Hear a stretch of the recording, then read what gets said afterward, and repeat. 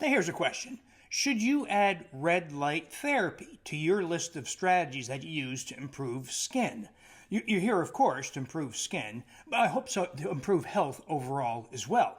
But let's talk about this. I often say to people that half of my job is providing information, the other half is combating misinformation, especially this information, misinformation, disinformation age, where there are too many people who have been guilty of misinterpretation, sometimes misrepresentation, sometimes outright lies and marketing ploys to get you to buy something.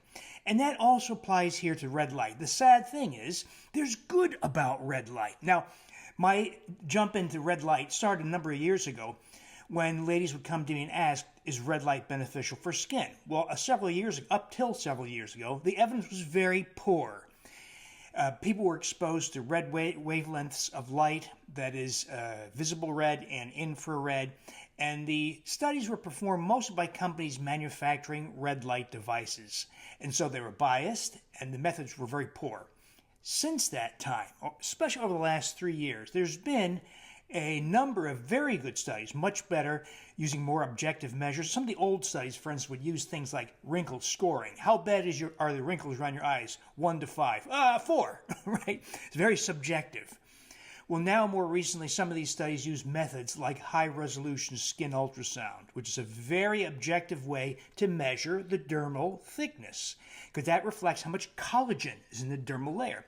Well, those more recent studies have indeed shown that red light does indeed improve skin by stimulating the production of collagen in the dermal layer, just as we're trying to do here, right? Now, one thing we don't know, does red light add to the effects of, say, gut to glow or collagen or hyaluronic acid or carotenoid astaxanthin? We don't know. We've not done that comparative study.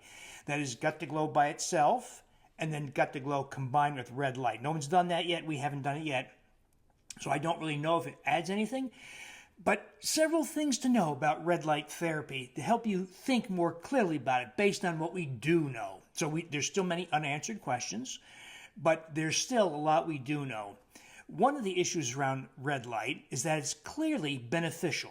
That is for mood, it's beneficial for visual acuity, it's beneficial for the health of the retina, and it increases dermal collagen. Now here's the issue though. You can't do much better than getting sunlight. So if you live in an area like Florida or Arizona or southern Texas or California where you get a lot of sun, there's probably no additional benefit to getting red light therapy because you're just trying to mimic the sun. So don't put too much stock in what red light can accomplish because you really can't do much better than sunlight, right? Now, if you live where I do, which is the Chicago suburbs, where over the last 30 days, I've seen the sun maybe 3 times. It is sunny today, but it's an unusual day. Most of the time, it's gloomy and dark, or it's very cold. Today, it's about 10 to 15 degrees with a wind chill below 0. So it's not easy to go outside and get sun, right? So in that kind of a situation, if you live in a place like I do, in a northern latitude where getting sun is just not very nice and not very possible, then a red light does help. Now, another thing to know is that the advantage of the red light over the sun is that the sun will give you ultraviolet radiation. Ultraviolet radiation is necessary. It's the thing that activates vitamin D in the skin. But it only takes a few minutes of exposure to do that. And if you get more than, depending on how sun resistant you are, so if you're getting the astaxanthin, for instance, and vitamin D, you're more tolerant of the sun. So let's put that aside. But you know, if you spend too much time in the sun, maybe 30 minutes, an hour, depending on how hot it is where you are with regard to the equator, you can burn, right? Not so much suntan we're concerned about, but burning. And that clearly has adverse effects, including so-called photoaging and acceleration of skin aging because it degrades collagen. It causes collagen to be reabsorbed in the dermal layer of skin. So you don't want that effect. So when you get sun exposure, particularly in mid-afternoon, midday or so, you're going to get a lot of both ultraviolet and red. So the one advantage of a red light is that you get red light. You don't get the ultraviolet. And you can get your vitamin D by other means. You can get some sun outside. You can take vitamin D supplements, as we do in my programs. Preferably an oil-based gel cap form of vitamin D. So that's one benefit of red light, not getting overexposed to ultraviolet. Another thing to know about red light is it may be, at least in most situations, indifferent to location. So one of the great experts in this area who's done a lot of research work is Dr. Glenn Jeffrey of University College London. And he did a very simple experiment. He's shown red light, in this case 670 nanometers, that's visible red light, on the upper backs of people, or no light on their upper backs, and then did glucose tolerance testing. And the people who got red light on their backs had a reduction in the area under the curve of serial blood glucoses, so less rise in blood glucose. Peak blood glucose was modestly lower, and he measured carbon dioxide in the breath as a measure of sugar metabolism, and it was higher in people who got red light. So think about that. Shining red light on the back provokes metabolic benefits that probably involve muscle, brain, liver, other places. So it's not quite clear how that works. We now have about 10 studies telling us that location of the red light application may not be that important. For instance, if you have a diabetic with 2 foot ulcers, one on the left, one on the right foot, and you shine the red light only on the right foot, the left foot and the right foot both heal faster than usual, faster than a placebo light. There are multiple studies like this telling us that the location. Now how? Why does that work? Nobody knows. Is it some odd method of communication that mitochondria, that's what we're doing with red light, we're activating mitochondrial production of energy. Do they have some means of communicating? Is it some stem cell mechanism? Nobody knows. Now, what's not certain about this is that while you can obtain body-wide benefits by shining red light anywhere in the body, does that apply to vision and brain? Nobody knows. Unfortunately, it hasn't stopped companies from doing such things as selling you a $4,000 helmet to wear in your brain, suggesting that somehow that specific transmittance in the brain on the skull is somehow better than body-wide or shining on the chest or back. Those studies are ongoing. No one has done that. So before you spend $4,000, know that given existing science, you do not have to buy site-specific devices. You don't need a device for the knee if you have knee arthritis. You don't need a device for the brain if you're concerned about cognitive health. But, by the way, red light has been shown to benefit cognitive health. So be aware of that. Also be aware that infrared, especially red and infrared, has the ability to both penetrate clothing and can penetrate into the body some distance. So know that. I tell you that because you see these ads and you see people semi-naked or in a bathing suit and using full body devices. You don't need to do either of those things. You don't need full body exposure. You don't need to be naked or near naked because it penetrates thin materials like my shirt or your top or your bra, those kinds of things. Another thing is it doesn't take much exposure. So the evidence tells us it takes a little less than a minute and a half of exposure to red light to gain all the benefits, visual benefits, brain benefits, etc.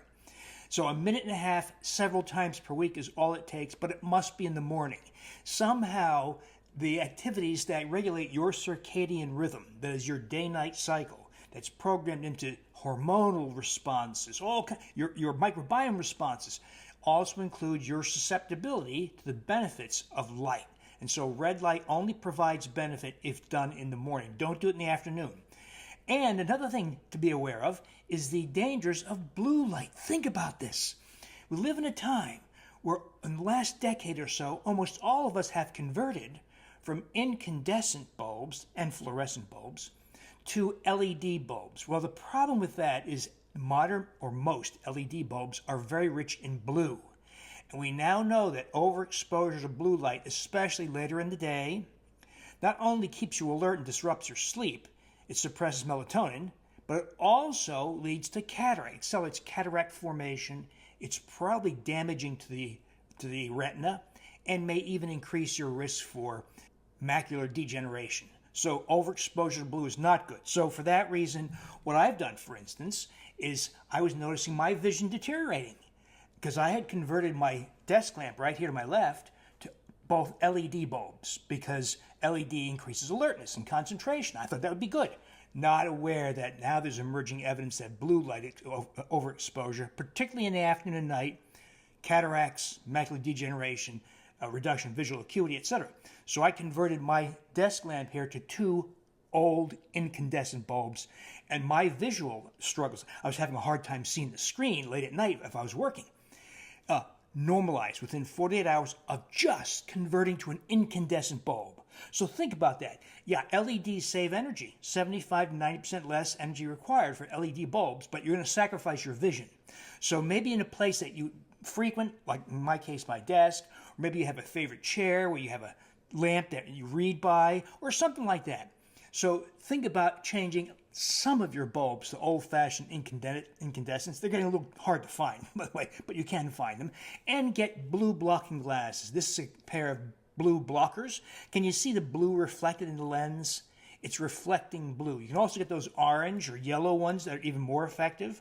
But you want to protect your eyes from the blue wavelength, especially from screens, computer screens, TV screens, LED lighting. You don't have to be completely paranoid about it, but be aware overexposure to blue has its downside.